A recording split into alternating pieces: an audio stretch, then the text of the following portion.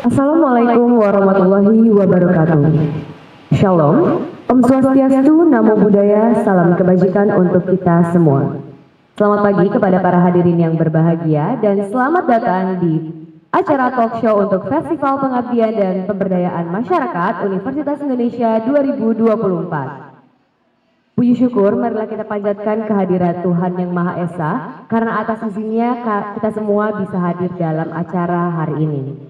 Dan perkenalkan, nama saya Azra Lutfia Haurazahi dari Fakultas Ilmu Pengetahuan Budaya Program Studi Rusia Angkatan 2023 yang akan memandu acara pada hari ini.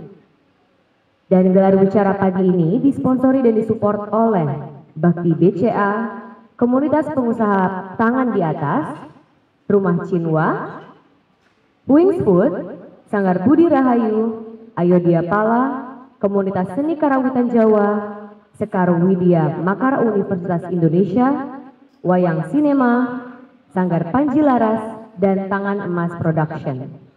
Kami seluruh panitia PPMU Universitas Indonesia 2024 berterima kasih sebanyak-banyaknya kepada para sponsor dan semua pihak yang sudah membantu dan mensukseskan acara pengabdian dan pemberdayaan masyarakat Universitas Indonesia 2024. Dan langsung saja kita masuk ke mata acara utama yang tentunya pastinya sudah ditunggu-tunggu, yaitu sesi diskusi hasil pengabdian dan pemberdayaan masyarakat tim Pengmas UI. Dengan topik kolaborasi antara akademisi dan industri dalam optimalisasi komunikasi pemasaran terpadu bagi UMKM Industri Kreatif Kota Depok akan dipandu oleh moderator kita, yaitu Bapak Ari Nurfikri SKM MMR dari Vokasi. Lalu juga dengan narasumbernya yaitu Ibu Mareta Maulidianti, Esos MM dari Vokasi, dan juga Bapak Ngurah Rangga Wiwesa SIKOM, MIKOM, CICS dari Vokasi. Dan langsung saja kita mulai sesi diskusi hari ini yang dipandu oleh moderator kita. Kepada moderator dipersilakan. Ya, terima kasih pembawa acara. Assalamualaikum warahmatullahi wabarakatuh. Ya, bagaimana Bapak Ibu kabarnya pagi hari ini? Ya, kita dari program pendidikan vokasi, saya perkenalkan Ari Nurfikri, dan nanti saya akan ditemani oleh dua narasumber dari program pendidikan vokasi juga. Yang pertama itu Ibu Mareta Maulidianti, Esos MM. Beliau adalah Ketua Program Studi P3 Hubungan Masyarakat Pendidikan Vokasi. Dan yang kedua adalah Pak Ngurah Rangga Wisesa. Beliau adalah Ketua Program Studi D4 Produksi Media Program Pendidikan Vokasi. Ya, sedikit saya akan mengenalkan profil dari narasumber kita pada hari ini. Untuk Bu Mareta, ya, saya panggil Bu Mareta saja. Beliau ini sangat aktif dalam melakukan kegiatan pengabdian dan juga pemberdayaan masyarakat, baik di level vokasi, ya, level UI maupun nasional. Beliau banyak melakukan kegiatan Pengmas, ya, yang berkelanjutan.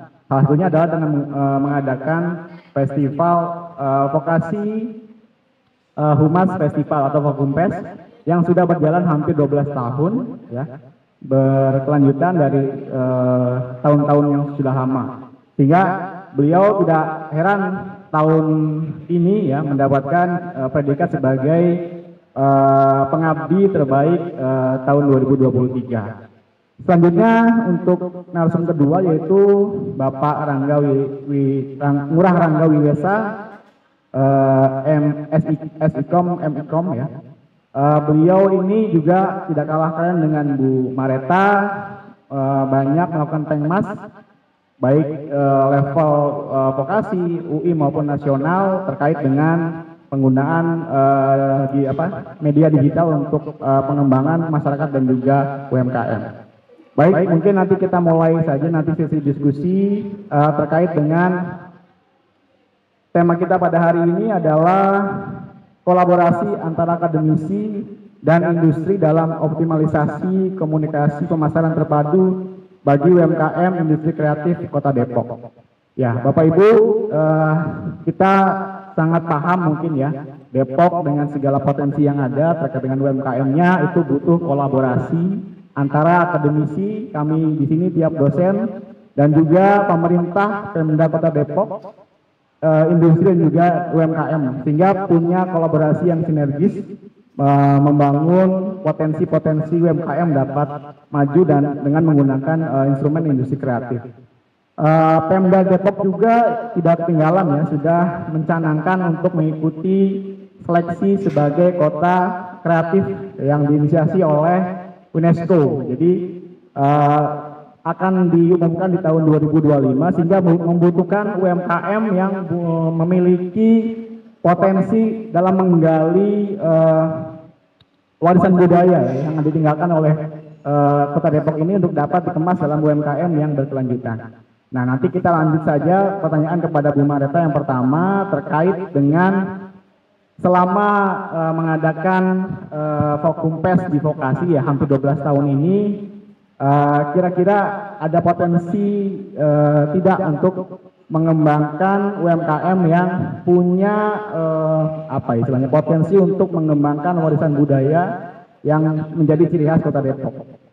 Dan bagaimana mungkin nanti strategi untuk mengemas atau membuat strategi pemasaran yang terpadu sehingga dapat dikenal oleh masyarakat minimal Depok maupun nanti di luar Depok dan juga mungkin di masyarakat internasional. Silakan Bu. Baik, terima kasih Pak Ari.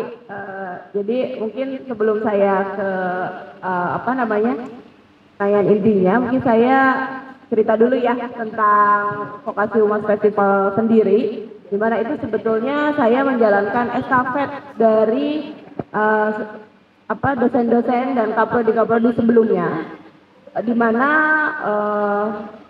mereka menginisiasi Vokasi Humas Festival ini sejak 12 tahun yang lalu dari almarhumah Ibu Dr. Ayu dan Ibu Prijal Suciati yang saat ini sedang tugas belajar juga. Jadi keberlanjutan yang tadi Pak Ari sampaikan itu tidak lepas dari prinsip estafet dan pengembangan dari program yang terus kami lakukan bersama-sama tim teaching. Artinya memang beberapa tahun terakhir ini memang di saya, tapi ini sebetulnya program yang sudah dibangun sejak lama secara tim yang besar, termasuk juga bersama Pak Rangga, di mana Pak Rangga juga terlibat dalam tim teaching untuk Vokumpes karena ini melibatkan ada sekitar 7-8 dosen dan juga mahasiswa karena program yang komprehensif tentunya tidak bisa dilakukan dengan tim yang kecil gitu ya. Dan ini kebetulan Pak Ari programnya integrated learning sehingga sangat terkait dengan kurikulum. Jadi pengabdian masyarakat ternyata bisa dikolaborasikan dengan mata kuliah, makanya tadi banyak dosen yang terlibat dan output dari mata kuliah ini bisa langsung digunakan dan dirasakan manfaatnya oleh masyarakat dalam hal ini UMKM seperti itu. Dan untuk Kota Depok sendiri sebetulnya saya lihat kayaknya produk-produknya udah cukup banyak ya yang mungkin bisa kemas lebih baik lagi, khususnya untuk mencapai UNESCO Creative City ini yang ingin dicapai Kota Depok. Contohnya kita punya produk dodol, blimbing juga saya lihat sudah diolah dalam berbagai bentuk seperti sirup, tidak hanya buahnya saja. Hanya aja mungkin perlu ditekankan lagi bahwa ini produk khas Depok loh, yang mana aja sih produk khas Depok supaya awareness-nya juga atau kesadaran masyarakat terhadap produk-produk ini ada. Selama ini kita tidak terlalu mengenal ini khas Depok atau bukan gitu ya. Sedangkan dengan kita bisa nanti mungkin berkolaborasi juga antara akademisi dengan pemerintah sehingga bisa menghasilkan kesadaran, awareness publik terhadap ini adalah karya-karya dari Depok, UMKM Depok gitu ya, supaya nanti dikenal dan kemudian bisa sustain usahanya, itu yang paling utama. Kira-kira begitu Pak Ari. Ini ditemani oleh 3 narasumber kalau gitu. Ya, terima kasih Bu Mareta atas tadi ceritanya terkait dengan Vokumpes. Untuk strateginya mungkin Bu yang lebih nyata untuk mengemas UMKM tersebut dapat dikenal oleh masyarakat, atau misalkan masyarakat Depok minimal ataupun masyarakat luar Depok biar tahu bahwa ini ada UMKM yang dia punya menjadi ciri khas gitu kan, warisan budaya atau dari ciri khas Kota Depok seperti itu, Bu. Baik, untuk strateginya sendiri harus di mix ya, makanya kita komunikasi pemasaran terpadu ya disebutnya, karena memang tools pemasaran itu tentunya tidak bisa berdiri sendiri antara promosi, ke-PR-annya, kehumasannya, dan juga sales promote dan lain-lainnya. Jadi berbagai medium silahkan untuk digunakan, tapi terutama kenali dulu sebenarnya ini marketnya siapa sih gitu ya, supaya kita tidak salah dalam berkomunikasi dan memperkenalkan produk ini nanti. Pertama itu kenalkan target audiensnya, siapa sih target dari market dari produk-produk kita ini. Lalu kemudian kita bisa memilih medium-medium yang sesuai dengan karakter dari sasaran kita itu tersendiri. Mereka lebih banyak menggunakan apa? Kalau memang menggunakan media sosial yang mana yang digunakan oleh target market dari kita ini. Lalu gunakan bisa dengan tagline atau merek yang konsisten dari tahun ke tahun dikembangkan terus, tidak berubah-berubah terus, supaya orang-orang juga tahu bahwa oh ini memang berasal dari Depok gitu ya. Nah lupa juga di state bahwa ini produk pengembangan atau kemitraan Kota Depok, supaya nanti tahu nih mana nih yang dodolnya memang hasil pengembangan dari produk di Depok. Mungkin itu. Lalu banyak tools-tools lain seperti sekarang juga kita punya di media digital sering kita melibatkan influencer, cuma itu juga influencer yang mana. Lalu kemudian jangan lupa e-commerce-nya juga bisa diaktifkan. Seperti di toko-toko online itu dengan berbagai platform bisa dipilih yang cocok. Nah sebelum sampai ke sana tentunya ditentukan dulu marketnya siapa, lalu kemudian para pelaku usahanya juga dibangkitkan kesadarannya tentang pentingnya menjaga dan membangun brand itu sendiri, dan ditambah skillnya. Nah itu perlu kolaborasi nanti. Cukup menarik ya Bapak Ibu peserta talkshow pada hari ini. Tadi penjelasan dari narasumber kita Bu Mareta terkait dengan bagaimana strategi pemasaran yang komprehensif terpadu ya untuk dapat kita apply dalam pengemas untuk UMKM. Menarik Bu tadi terkait dengan pemasaran. Nah ini bagaimana strategi pada saat UMKM itu dengan modal yang terbatas, dia memiliki strategi pemasaran yang rendah biaya untuk di medsos Bu. Nanti dia akan ketemu dengan mungkin yang sudah punya brand besar gitu kan, atau misalkan perusahaan yang sudah established. Nah untuk mempromosikan kiat-kiatnya bagaimana? Mempromosikan UMKM dengan batas terbatasnya sumber daya keuangan mungkin untuk promosi. Mungkin bisa dijelaskan lebih ya. Maksudnya untuk bersaing dengan brand yang besar ya, gitu ya. Yang pasti yang perlu disadari bahwa kan semuanya bertahap ya. Kita juga tidak perlu terlalu fokus untuk mengalahkan brand besar itu sendiri gitu. Nanti kita capek, jadi nggak semangat gitu ya. Jadi mungkin pertama tadi marketnya tadi kita harus cukup unik, lalu kemudian bangun keunikan dari produk kita sendiri, sehingga nanti jadinya kita terlihat berbeda dengan yang lain. Dan untuk budget yang terbatas kita bisa menggunakan media sosial maupun komunitas-komunitas yang ada, jadi bisa impact-nya spesifik kepada target market yang kita sasar, tapi dalam bentuk word of mouth atau dari mulut ke mulut itu juga sangat baik, karena seperti yang kita ketahui ya sekarang banyak yang kalau beli itu lebih percaya dari referensi orang ya Pak ya. Jadi misalnya membangun community atau komunitas-komunitas di ibu-ibu, di PKK, dan tekankan tadi bahwa ini produk khas kita, karena orang itu kadang membeli barang itu tidak karena barangnya aja, tapi karena value atau nilai-nilai yang ada di barang tersebut. Dengan adanya muncul kebanggaan bahwa ini produk lokal, mudah-mudahan itu nanti akan juga bisa mendorong minat dari masyarakat Kota Depok itu sendiri.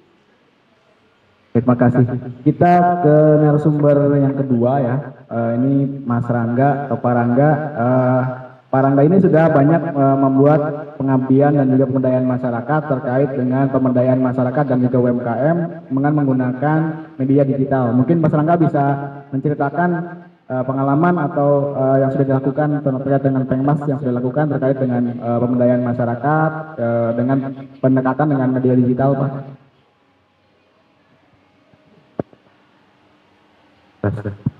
Ya, terima kasih Pak Ari. Ya, pengalaman untuk pakai media digital mungkin kalau saya nggak begitu rajin Pengmas juga sih sebenarnya. Baru 2 tahun untuk Pengmas itu memang fokus terhadap tools ya. Kebetulan kalau di Prodi memang core-nya memang banyak ke penggunaan tools gitu, Mas. Jadi di program studi produksi media memang salah satu skopnya ke pengembangan game, media game, dan kami mendevelop dan juga mengembangkan teknologi game, yang dimana juga kami memiliki UMKM juga ya, yaitu studio game namanya Oxlab sekarang, yang memang Active Industry di Depok ini dan juga di UI juga studio game pertama. Jadi memang bentuk pengabdian masyarakat, pemberdayaan masyarakatnya kami baru melakukan 2 kali ya untuk dengan game. Pertama untuk Hari Game Indonesia dan juga kemarin di Kampung Cibulu. Bentuk pengabdiannya mengembangkan produk gamenya dari identitas dan karakter dari desa tersebut gitu. Disesuaikan dengan pemahaman mahasiswa. Jadi mahasiswa memang kan kalau di Promed itu ada 12 peminatan, salah satunya pengembangan game. Jadi mereka sekalian kuliah Tridharma dan Tridharma gitu ya. Jadi dan juga pengembangan gamenya itu bukan based on riset juga gitu. Jadi dosennya dapat riset, mahasiswanya Pengmas, SKS juga dapat gitu. Nah, kedepannya memang kami fokus untuk bisa ngembangin game-game baru untuk bisa memberdayakan masyarakat. Yang pertama pilah sampah. Itu jadi kami baru 8 game yang dihasilkan sekarang.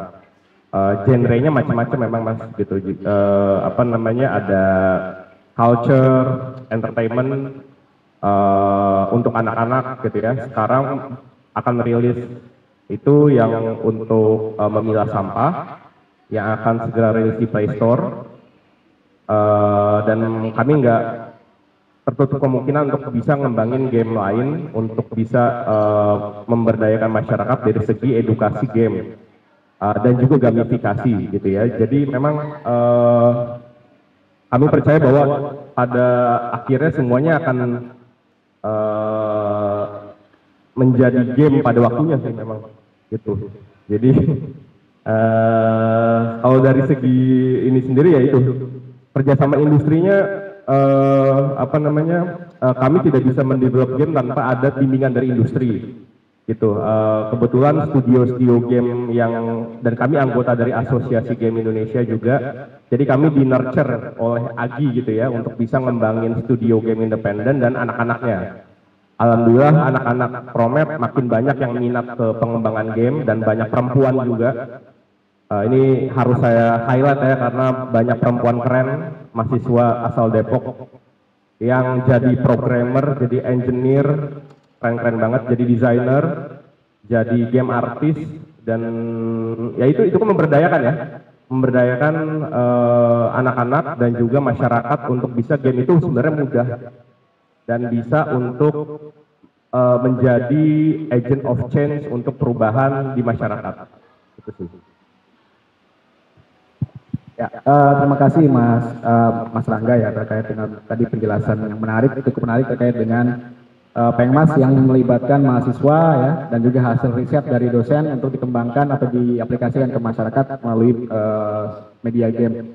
Untuk UMKM sendiri, Mas, kalau UMKM yang mungkin bisa ada industri kreatif, karena kan lokasi pernah didatangi oleh Pemda Depok terkait dengan inisiasi mereka untuk mendaftarkan sebagai kota kreatif yang disetujui UNESCO tadi, itu butuh masukan-masukan dari akademisi ataupun kampus untuk bagaimana menumbuhkan iklim kreatif di masyarakat. Nah mungkin apakah UMKM yang sekarang tadi yang Mbak Mareta tadi sampaikan dengan adanya Vokum Pes yang dilakukan di vokasi ini sudah berkelanjutan ya 12 tahun lebih.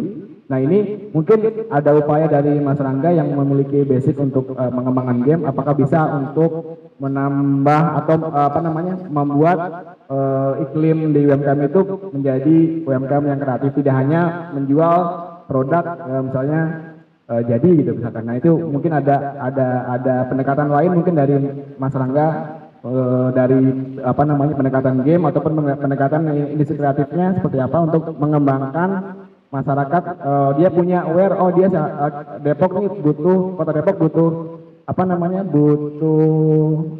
ekosistem yang kreatif gitu. Mungkin dari sisi game apakah bisa ada yang bentuk nyatanya seperti apa untuk dapat dikembangkan di masyarakat gitu. Ya, jadi kalau di kami memang kami lagi fokus mengembangin game dan gamifikasi, Pak. Jadi gamifikasi ini memang bisa diterapkan, mungkin kalau mendengar kata game, wah sulit, coding segala macam gitu ya. Tapi memang kami juga mengembangkan gamifikasi yang dimana untuk masyarakat yang tidak punya interest ke teknologi secara teknikal gitu ya. Nah gamifikasi ini bisa ada di berbagai macam media masyarakat. Salah satunya adalah Anda kalau punya aplikasi e-mandiri dan e-banking dan lain sebagainya, itu semuanya sudah berbasis gamifikasi, Mas. Dan juga ada riset yang membuktikan bahwa New York Times itu kalau kita baca berita itu kan pasti ada TTS segala macam. Kebanyakan dari New York Times sendiri bilang bahwa masyarakat Amerika pun itu nggak baca beritanya tapi main gamenya di New York aktivitasnya gitu, sehingga bisa mendorong penjualan market dari si New York Times ya. Orang beli New York Times atau langganan subscribe karena gamenya menarik, gamifikasinya menarik gitu. Artinya di sini kalau dari prodi kami memang POV-nya ya istilahnya gitu, memang dari segi tools itu ya untuk bisa ngembangin dan menggerakkan masyarakat untuk bisa sesuai dengan KPI-nya masing-masing gitu. Seperti itu sih kalau kami gitu ya.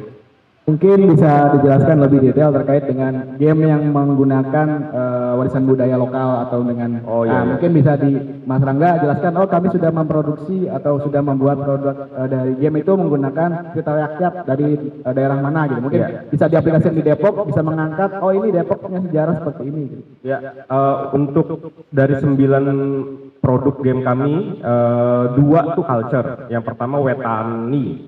Ini ada mahasiswa kami namanya Dani Bintang gitu ya. Dia ini dari Ponorogo, jadi ini inspirasi dari Reok Ponorogo. Jadi warisan budaya Ponorogo. Nah, yang Cibuluh ini ya dari kampung Cibuluh itu gitu. Kedepannya memang kami mau ngembangin IT Mas. Jadi karakternya Depok itu bisa kami bikin animasi ya, dan karakter game artis yang lucu gitu ya untuk bisa menarik. Dan juga mengembangkan beberapa IP lain. Jadi dan mengembangkan peminatan kami yang lain seperti komik dan mainan. Jadi selain game, beberapa jenis peminatan yang lain juga mengembangkan culture-nya masing-masing. Ada mahasiswa kami dari Nigeria 1, Nigeria campur Indonesia 1, kemudian dari Sambas 1 orang, kemudian dari Papua Pegunungan 1 kan. Itu mau kami coba bikin IP-nya dari mereka gitu ya, untuk bisa jadi ada game untuk Papua Pegunungan, tapi itu masih panjang developnya. Yang sekarang dulu ya Depok ini dulu sih gitu ya. Memang dari Pemkot Depok sudah ada beberapa itu ya pendekatan gitu ya, cuma memang kan develop itu nggak bisa cepat ya Mas gitu, karena mahasiswa juga harus terus belajar ya gitu. Jadi studio game kami masih kecil gitu ya, tapi memang gak mau terburu-buru juga memang gitu. Tapi memang culture tetap harus ada di semua produk game sih. itu menjadi salah satu apa ya target kami juga gitu ya. Jadi bulan ini kami menerbitkan game Halloween. Itu budaya Amerika kali ya. Tapi kadang-kadang harus balance juga mungkin ya. Anak-anak kan referensinya banyak ke pop culture gitu. Jadi tanggal 31 Oktober ini game yang akan rilis itu game hantu, zombie. Untuk dijual ke market internasional mas gitu. Jadi pakai apa itch.io gitu. Tapi memang saya juga bilang ke anak-anak juga tetap harus apa namanya culture lokal gitu ya. Itu aja sih mungkin. Ya, cukup menarik ya Bapak Ibu sekalian peserta talkshow pada hari ini. Terkait tadi Mas Rangga menguraikan bagaimana apa namanya mahasiswa dosen dari vokasi ini khususnya di produksi media dia memproduksi game terkait dengan budaya setempat ya. Kami masih menjadi PR untuk mengembangkan budaya lokal di Depok gitu. Karena mungkin nanti pada saat kita searching dengan Depok nih khasnya apa akan muncul cerita rakyat seperti ini. Oke, Mas Rangga satu lagi pertanyaan terkait dengan pada saat Mas Rangga tadi kan diceritakan ada kunjungan atau Pengmas di Bogor ya, Kampung Buluh tadi. Nah ini kan ada kita punya beberapa desa binaan ya untuk di Pengmas itu mungkin dari Departemen Sosum ini ada di Kampung Buluh, ada juga yang punya di Serang ya, kampung apa desa binaan untuk dapat dikembangkan sebagai tempat untuk pengmas seperti itu. Nah untuk di Bogor sendiri Mas Rangga itu jadi masyarakat terlibat aktif membuat atau kita hanya menampilkan game yang sudah dibuat oleh tiap mahasiswa mungkin bisa diceritakan lebih Cibulu ya? Ya. Kalau Cibulu kan ini Pengmas bersama ya antar departemen itu, jadi masing-masing prodi punya kekhasan masing-masing untuk ngembangin produknya masing-masing gitu ya. Kalau kami dari awal, scratch dari awal pengembangannya itu dari bulan Maret, kalau nggak salah, ada bulan Maret udah mulai machination, jadi memang scratch dari awal mas, jadi bukan game udah jadi dipakai enggak, jadi kita memang scratch dari awal, apa namanya, saya juga ikut modding loh.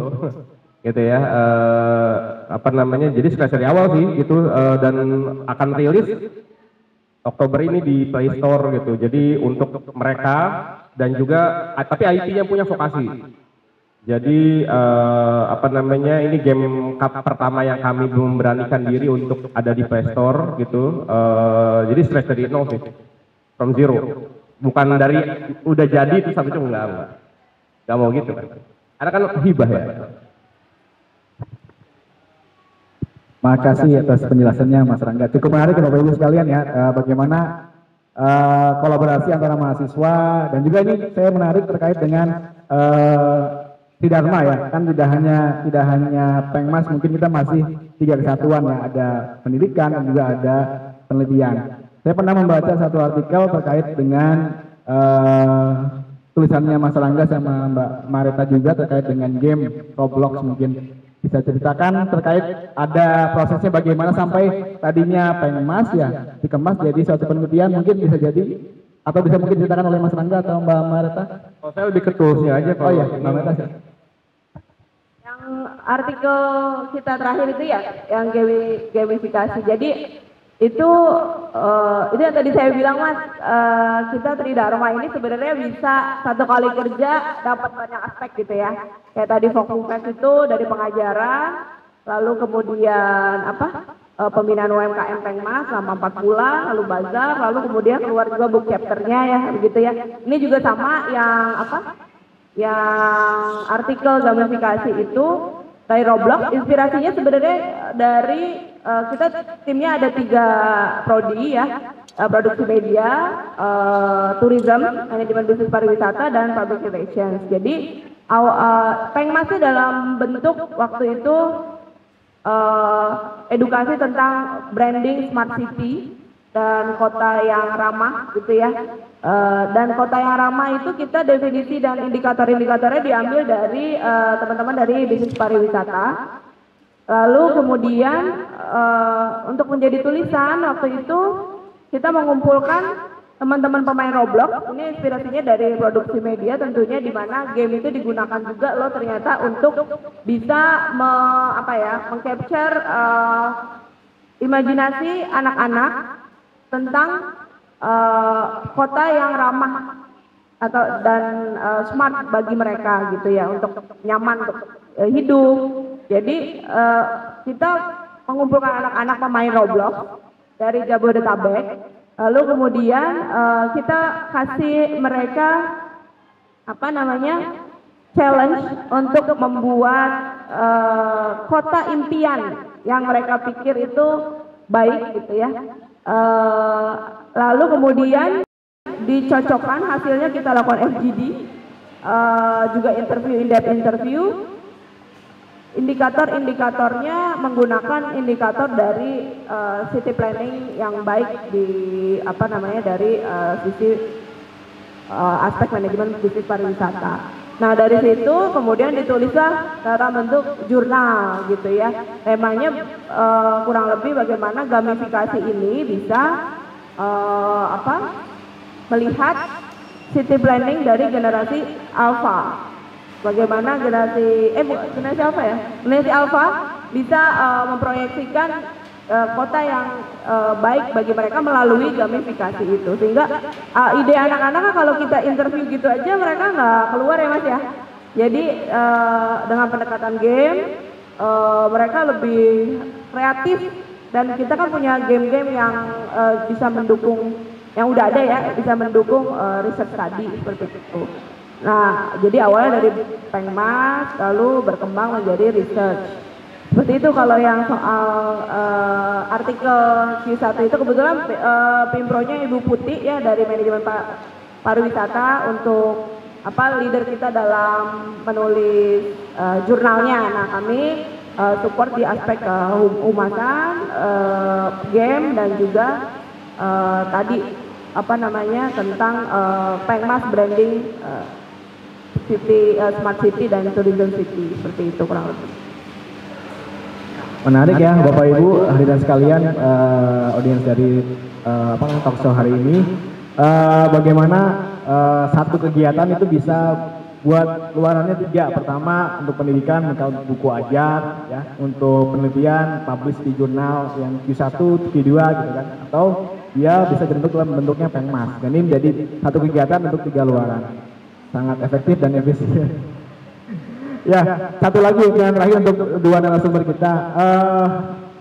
Bagaimana sih bentuk kolaborasi nyata ya antara akademisi, terus industri, Pemda, pemerintah dengan UMKM untuk meningkatkan atau menjadi branding kota Depok itu sebagai kota kreatif, dan juga UMKM-nya memiliki branding yang sama juga. Nah itu mungkin Mas Rangga atau Mbak Mareta bisa menjelaskan bentuk kolaborasi nyatanya seperti apa gitu. Mas Rangga dulu mungkin. Oke, kolaborasi dengan Kota Depok ya. Ya, jadi kalau yang sudah berjalan ini kan yang di Fokum Fest itu ya Mas ya, kita kolaborasi dengan walaupun bukan dengan Pemdanya langsung, tapi kami juga dibantu oleh Dinas Pariwisatanya juga untuk mengenalkan dan koperasi ya, dan mengenalkan ke komunitas UMKM-nya. Jadi sebenarnya sudah berjalan seperti itu, hanya aja kayaknya UMKM ini belum spesifik dan belum Pemda belum mungkin men-state mana aja nih yang produk khasnya Depok gitu ya. Jadi mungkin nanti ke depan kita kembangkan lagi, betul-betul mungkin kita bina atau dampingi bersama-sama, jalan bersama dengan UMKM yang memang sudah menjadi produk-produknya mewakili kota Depok gitu, supaya nanti bisa semakin kuat lagi. Itu lalu kalau yang sudah dilakukan lagi ya itu tadi kita udah juga dengan Pemkot Bogor ya, Dinas Pariwisata juga biasanya masuknya, karena kadang UMKM ini juga ada di bawah Dinas Pariwisata dan ada yang bergabung di Dinas Koperasi seperti itu. Nah kalau yang di Bogor ini bentuknya kampung batik, jadi produknya batik. Nah di Depok mungkin nanti kita perlu gali lagi nih kan, kayak batiknya apakah ada batik khas Depok, kan ada tuh yang gambar belimbing ya, yang gambar belimbing. Mungkin nanti ke depan program-programnya bisa kita spesifikkan ke produk-produk yang memang produk lokal, mungkin motif bambu atau yang lain. Nah seperti di daerah-daerah lain yang sudah mencanangkan, oh ini motif khas kita seperti itu. Nah itu mungkin nanti akan lebih di highlight lagi. Kalau yang kemarin dengan UMKM yang dalam komunitas UMKM Depok itu mungkin masih beragam ya produknya, tidak terlalu khas Depok. Nanti mungkin ke depan seperti itu kita pilih lagi. Terima kasih. Mungkin Mas Rangga ada tambahan untuk melengkapi tadi paparan dari Mbak Mareta terkait bagaimana kolaborasi nyata antara akademisi ya kita nih di vokasi di UI gitu kan untuk membantu UMKM utamanya di Depok ya meningkatkan kreativitas dan juga iklim atau ekosistem kreatif yang membantu juga nanti Pemda Depok dan industri Depok bisa berkembang untuk lebih maju ke depan seperti itu. Ya kurang lebih sama. Mungkin apa ya? Mungkin Pemkot Depok mungkin kerjasamanya adalah kalau akademisi kalau kami bisa memappingkan aset-aset atau IP mereka dulu gitu ya. Kadang brandnya harus ngerti dulu IP-nya apa aja gitu. Jadi kita nggak bisa juga untuk bisa bikin yang mungkin mereka juga nggak tahu apa yang menjadi kekayaannya mereka gitu. Jadi kalau saya sama mahasiswa, kebetulan kalau di kami kan ada peminatan IP gitu ya, memang itu mereka akan jadi kayak semacam auditor ya untuk bisa ngitung gitu. Misal Pak Ari gitu ya, IP-nya jam ini berapa gitu. Bahkan ada mata kuliahnya namanya IP Powerhouse. Itu harus bisa ngitung gitu lah gitu ya. Nah ini maksudnya itu dari akademisi gitu ya. Jadi apa namanya dari brandnya Pemkot Depok mungkin perlu untuk bisa mapping itu gitu ya. Bahkan mungkin ada IP yang dia sengketa dengan Pemkot lain gitu ya, memperebutkan. Nah itu kan harus dia clearkan dulu semuanya sehingga kalau sudah clear semua baru kita bisa tahu mau diapain dikembangkan IP-nya gitu ya. Kalau dari akademisi ya seperti itu dan industri juga bisa masuk kalau sudah clear sih menurut saya. Jadi dengan adanya banyak festival dan juga pengembangan UMKM seperti creative industries itu juga perlu diperhatikan menurut saya ya. Seperti ya itu tadi di Depok tuh belum ada mas, yaitu game studio, comic studio, apa namanya creative industries yang anak-anak Depok tuh banyak yang kreatif gitu ya, tapi belum punya wadah untuk bisa mereka kerja di situ. Kebanyakan mereka diambilnya ke Jakarta gitu ya. Gitu. Kerjanya di studio di Jakarta gitu. Jadi aset di Jakarta. Gitu. Jadi ya itu ini saya tahu dari mahasiswa saya yang Depok ya. Yang dia bilang bahwa Oxlab ini jadi wadah karena studio Jakarta ya kebanyakan dan juga kan ke Jakarta sentris. Kebanyakan itu juga sudah kalau studio Jakarta ya anak-anak Jakarta. Kebanyakan yang sudah dominate gitu. Itu juga ya jadi saya mungkin kita nggak bisa lempar bola panas ya, tapi semuanya punya ini ya masing-masing. Ini berimbas pada ini gitu. Kalau menurut saya memang perlu apa ya? Memang klise kedengarannya cuma memang harus start dari brandnya dulu pertama dan memang perlu dibenahi juga tujuan arahnya untuk kemana ya gitu. Apa mau mengembangkan UMKM lebih ke kreatif ya konvensional nggak apa-apa juga gitu. Tapi kalau misalnya kita dengar kemarin Pemkot Depok untuk bisa dia ke kreatif industries, ya itu menurut saya sih banyak kreatif studio independen yang mungkin belum ada di Kota Madia ini gitu ya.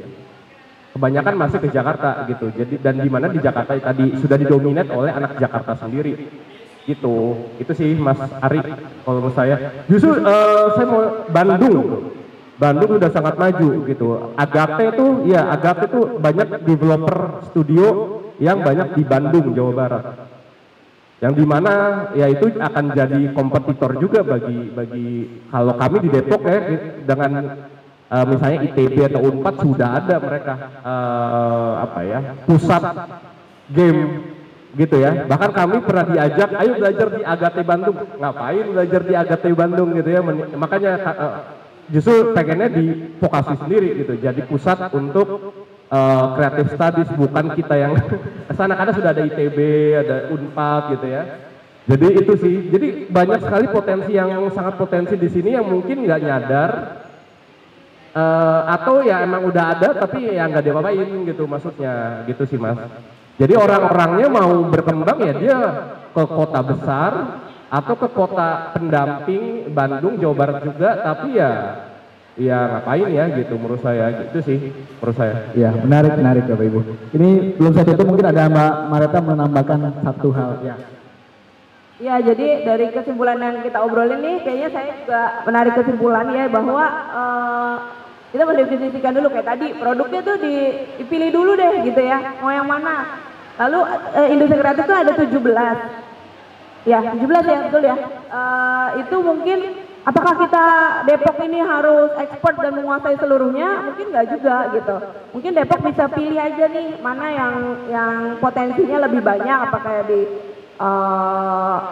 dari 17 itu misalnya mau pilih 5, 10 gitu ya untuk dikembangkan secara bertahap. Untuk menuju 17 kita bagus semua kan pasti perlu ini ya Mas ya, bertahap. Mungkin di awal mau industri apa dulu, difokuskan, lalu didefinisikan tadi IP-nya, didata, lalu produk-produk yang retailnya seperti culinary dan fashionnya juga didata semua gitu ya.